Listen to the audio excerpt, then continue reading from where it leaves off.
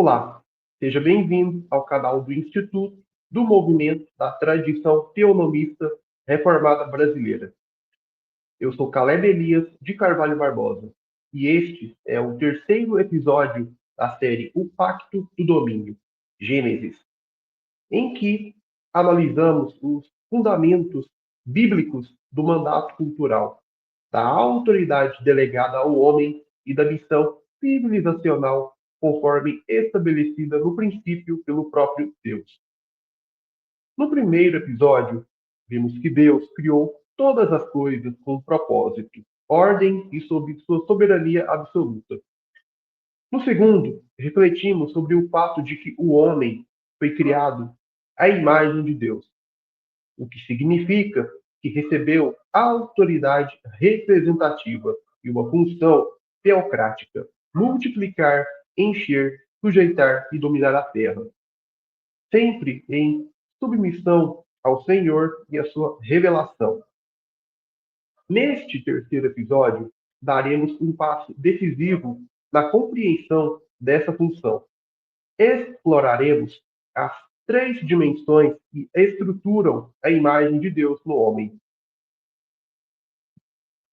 Ao criar o homem como seu representante, Deus não lhe deu apenas uma função genérica de governo.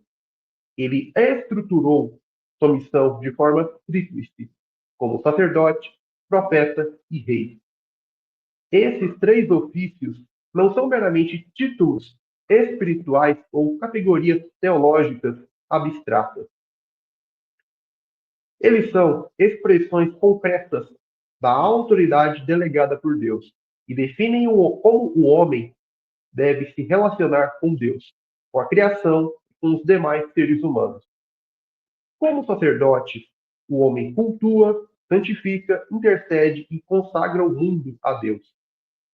Como profeta, ele ouve e fala a palavra de Deus, interpreta a realidade à luz da revelação e comunica a verdade ao mundo. Como rei, ele governa, administra, julga e constrói e disciplina a criação sob a justiça de Deus. Essa estrutura tríplice é o alicerce do domínio humano em todas as esferas e também é a base para a vida pactual, para a construção da civilização e para a restauração operada por Cristo, que é o verdadeiro sacerdote, profeta e rei por excelência. Ao compreendermos essas funções, veremos que a imagem de Deus no homem não é apenas um estado, mas uma vocação ativa e dinâmica. O homem foi chamado para edificar a terra como templo, proclamar a verdade como arauto e governar com justiça como regente. Tudo sob a lei do Deus que o criou. Este episódio lançará luz sobre a natureza da verdadeira humanidade e ajudará a discernir o caminho da reconstrução social, cultural e espiritual, sob os padrões da palavra de Deus. Vamos então à exposição. Ao criar o homem, Deus não o colocou na Terra apenas como um ser racional ou social, mas como um ser cultural, alguém que existe acima de tudo para viver coram Deo, isto é, diante de Deus. O primeiro aspecto da função teocrática do homem como imagem de Deus é, portanto, sacerdotal. A narrativa de Gênesis 2 revela isso com clareza. E tomou o Senhor Deus o homem e o pôs no jardim do Éden, para o lavrar e o guardar. Algum, é, Algumas versões vão usar uma palavra diferente, né? Como cultivar. Na versão da Almeida Revista e atualizada, o texto vai dizer assim: Tomou, pois, o Senhor Deus ao homem e o colocou no jardim do Éden para o cultivar e o guardar. Veja que aqui a palavra, ao invés de lavrar, é cultivar. Bem, os termos cultivar, em hebraico, abad, e guardar, que na língua hebraica é chamar, chamar, são termos amplamente usados mais tarde para descrever o serviço sacerdotal no tabernáculo e no templo. Números 3, 7 a 8, 18, 5 a 6. O Éden era mais que um jardim, era um santuário cósmico. E Adão foi posto ali como seu primeiro sacerdote, incumbido de oferecer obediência, preservar a santidade do local e manter a criação consagrada a Deus. Essa função sacerdotal implica que o homem não começa sua missão cultural com ferramentas ou leis civis, mas com a adoração. O culto é o centro da civilização. O altar precede o trono. A consagração a Deus é o fundamento do domínio legítimo. O homem governa verdadeiramente quando primeiro se rende em reverência ao seu Criador. O sacerdócio de Adão não era uma atividade religiosa restrita, mas abrangente. Sua vida no Éden era um ato contínuo de culto, trabalho e consagração. Cada ato de obediência era liturgia. Cada tarefa no jardim era um serviço santo. Esse modelo de vida integrada entre culto e cultura é perdido com a queda, mas restaurado no novo Adão, Jesus Cristo, e deve ser retomado pelo homem redimido em cada esfera de sua existência.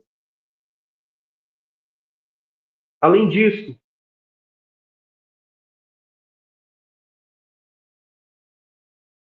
o é chamado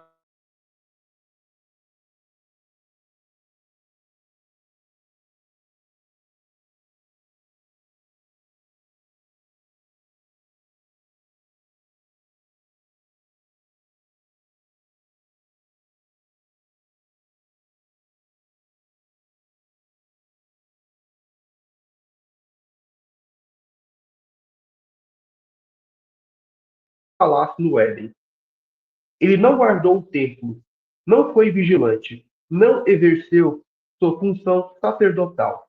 Hoje, esse chamado sacerdotal continua.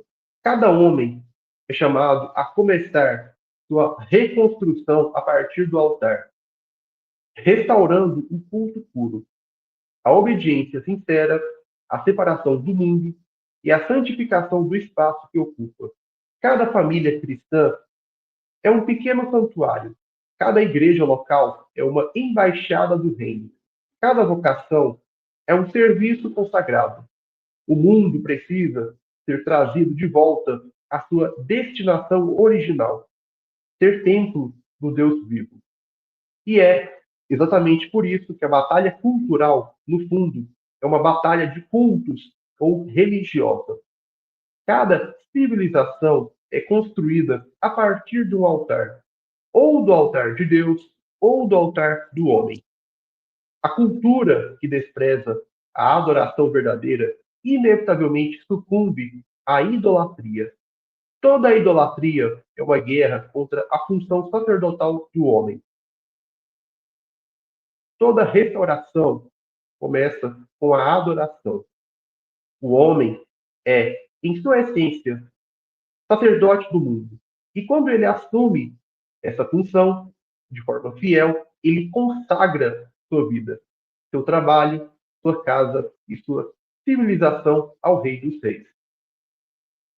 Se o sacerdócio define o homem como consagrador do mundo a Deus, a função profética o apresenta como porta-voz da vontade divina e como aquele que ouve e proclama a palavra do Senhor. Desde o Éden, essa dimensão profética estava presente na missão do homem.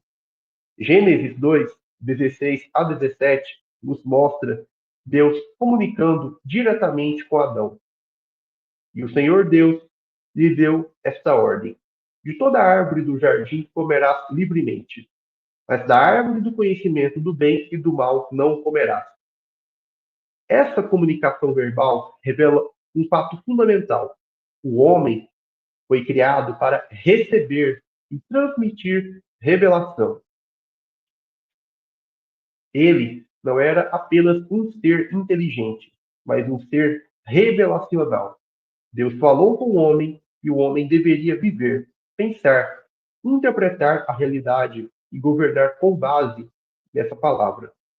Isso é o ofício profético, em sua forma original. Ouvir Deus, crer em sua palavra e aplicá-la ao mundo criado. Assim, o homem é chamado a ser o intérprete autorizado da realidade à luz da revelação. Ele não conhece o mundo por neutralidade, nem define o bem e o mal por si mesmo. Sua epistemologia é submissa, teocêntrica e revelacional. Ele é, por design, um profeta, um proclamador da verdade de Deus no meio da criação. Essa dimensão profética está ligada diretamente à linguagem, ao ensino, à interpretação, à instrução dos seus semelhantes, à formação da cultura e à produção de conhecimento. O homem é um ser comunicador e sua comunicação deve refletir a verdade divina.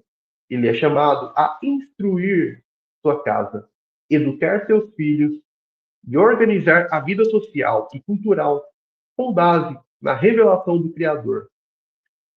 E é por isso que, em Gênesis 3, a serpente inicia o ataque pela palavra. O que ela questiona?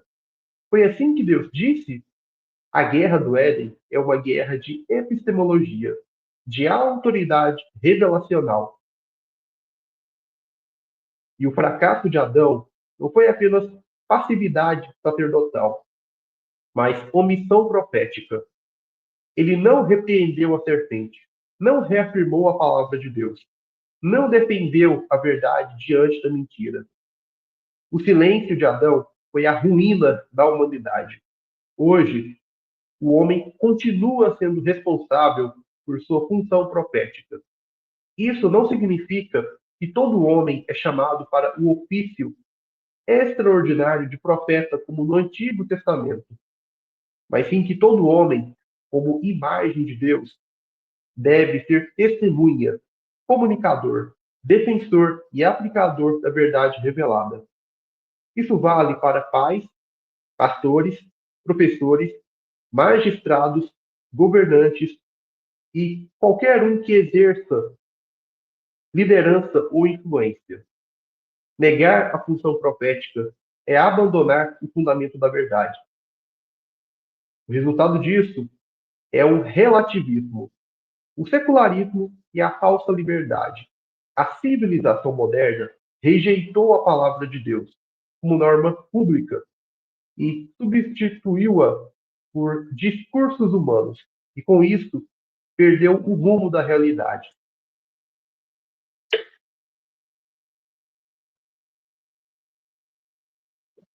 A restauração começa quando os homens voltam a ouvir, amar, estudar, proclamar e aplicar a palavra do Senhor como o único critério de verdade, justiça e sabedoria. Essa é a essência da função profética, ser porta-voz de Deus no mundo. E uma sociedade que despreza essa voz caminha inevitavelmente para o juízo. A terceira dimensão da imagem de Deus no homem é a função real. O homem foi criado não apenas para cultuar o sacerdote e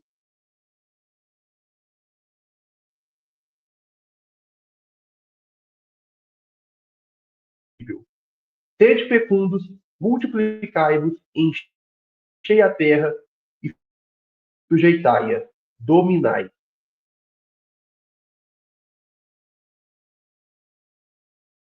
Realmente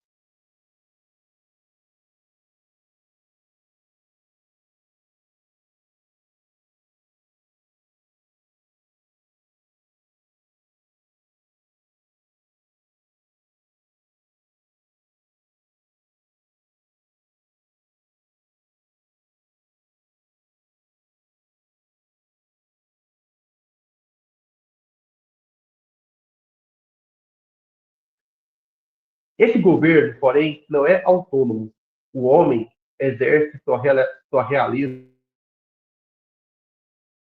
é um rei subordinado, um administrador da criação debaixo da autoridade absoluta do Rei dos Reis. O seu trono é sempre derivado. Ele é chamado a governar a terra de acordo com a justiça, a ordem e os mandamentos de Deus, e jamais conforme sua própria imaginação ou conveniência. A função real envolve várias dimensões. A administrativa. O homem deve organizar os recursos da criação, planejar, desenvolver, proteger e edificar o mundo ao seu redor. Isso inclui a economia, agricultura, comércio, arquitetura, urbanismo, todos como expressões legítimas da mordomia real sobre Deus. Jurídica. O homem deve julgar e resolver conflitos segundo os critérios divinos. A justiça não é uma invenção humana, ela é o padrão de Deus acerca do que é certo e errado, e deve ser expressa em toda forma de governo legítimo. Protetiva. Como rei, o homem deve defender a criação do caos, do mal e da injustiça. Adão falhou aqui ao permitir a entrada da serpente. Ele não guardou, não interveio, não exerceu sua autoridade protetora. Foi um rei omisso, e sua omissão gerou a queda. Cristo, o segundo Adão, veio restaurar essa realeza humana. Ele é chamado de Rei dos Reis e Senhor dos Senhores. Apocalipse 19:16. Não como título abstrato, mas como aquele que retoma a função real perdida e a entrega ao seu povo redimido, para que este governe com ele. Apocalipse 5:10. 2 Timóteo 2:12. Em Cristo, a realeza do homem é redimida, reorientada e reconduzida ao seu propósito original. Assim, a restauração do domínio não é um projeto de revolução política ou de poder carnal, mas de obediência total à palavra de Deus. Em todas as esferas do governo humano, do lar ao Estado, da escola à economia, da arte à ciência. Governar ou exercer o domínio é inevitável.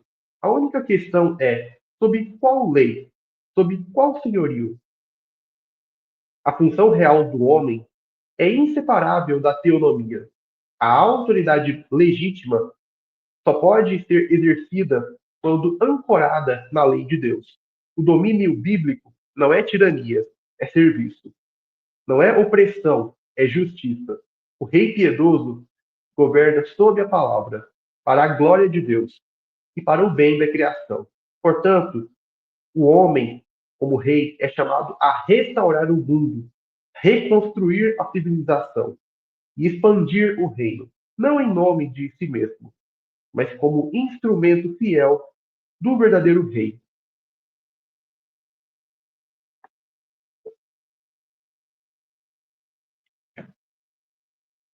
Ao criá-lo à sua imagem, Deus estruturou o homem para, para cumprir uma missão tríplice: cultuar como sacerdote,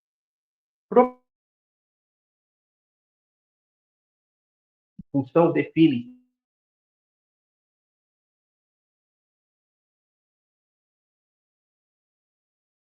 a humanidade.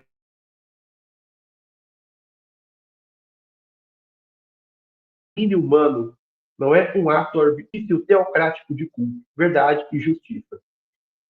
O homem não é chamado a dominar em nome de si mesmo, mas em nome do Deus soberano que o criou.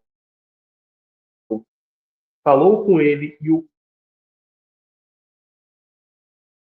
e por isso, todo lar,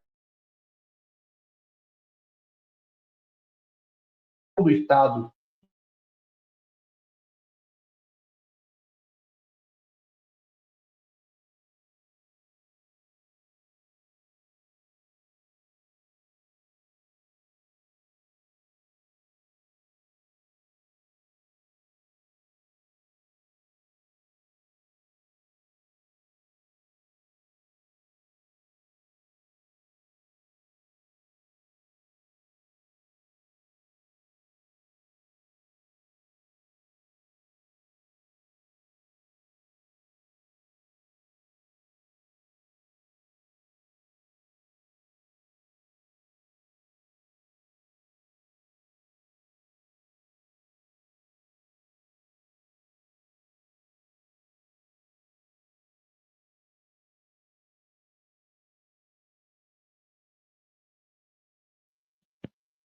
por esses três pilares. Desculpa que teve um probleminha aqui na internet, mas voltamos aqui.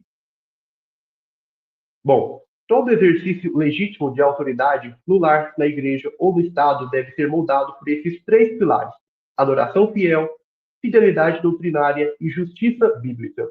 Com a queda, essas funções foram corrompidas, mas em Cristo, o perfeito sacerdote, profeta e rei, elas são restauradas e reafirmadas. A missão do homem redimido é retomar essa vocação original e reconstruir o mundo conforme o padrão de Deus. Que essa visão nos leve a assumir com temor e fidelidade nosso chamado como representantes do Rei Eterno. A terra pertence ao Senhor e ele a confiou ao homem para que, como imagem de Deus, a consagre, a instrua e a governe. Bom, pessoal, é isso. Espero que tenham gostado do vídeo. Eu agradeço sua atenção por ter assistido o vídeo até o final. Peço que curta, comente e compartilhe com outras pessoas.